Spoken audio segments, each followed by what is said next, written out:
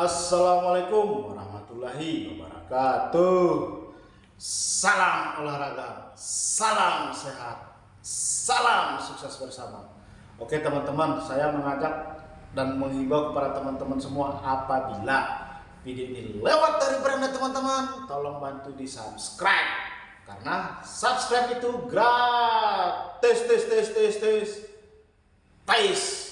Dan juga saya tak bosan-bosannya mendoakan wabil khusus buat penonton setiap Farzana Sport, agar kehidupannya dipermudah di dunia maupun di akhirat. Oke teman-teman, pada konten kali ini kita akan bahas Semen Padang harus gerak cepat untuk persiapan di Liga 1 musim 2025-2026. Seharusnya Semen Padang harus mengevaluasi apa sih kelemahan-kelemahan dari tim ataupun dari manajemen selama berkompetisi di tahun 2025 ini. Karena begini teman-teman, saya sebagai fans fanatik dari Semen Padang udah deg-degan, udah pasrah, bahkan menurut akal pikiran saya Semen Padang akan bermain di Liga 2 pada musim berikutnya. Tapi kita harus bersyukur kepada Allah Subhanahu wa taala, Semen Padang masih bisa aman dari jeratan degradasi pada musim ini. Makanya saya berharap di musim depan Semen Padang harus mempersiapkan diri sedini mungkin. Dan persiapan yang harus segera dilakukan oleh tim Semen Padang ini adalah mempertahankan pelatih yang lama, mempertahankan pelatih Eduardo Almeida. Jangan seperti kompetisi di musim sebelumnya, Semen Padang memakai pelatih lokal. Kita lihat hasilnya apa.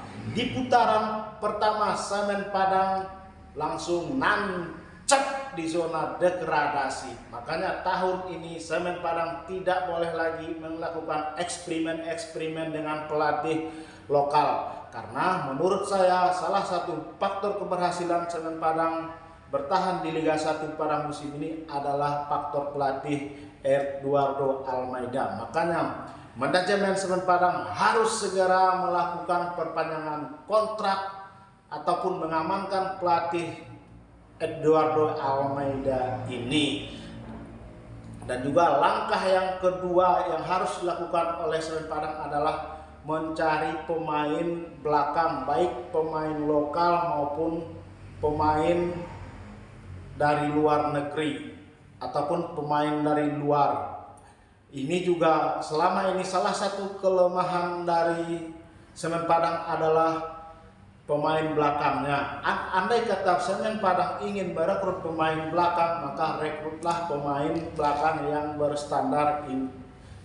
berstandar nasional. Dan juga kalau ingin merekrut pemain belakang dari luar, maka harus benar-benar pemain yang sangat bagus. Jadi tidak ada lagi evaluasi di musim ataupun di paruh musimnya. Dan yang kedua, Semen Padang harus menambah 2 pemain di lini serang. Pemain yang harus dipilih oleh Semen Padang ini memang pemain yang betul-betul berkualitas, serta Semen Padang harus menambah lagi 1 striker yang tajam.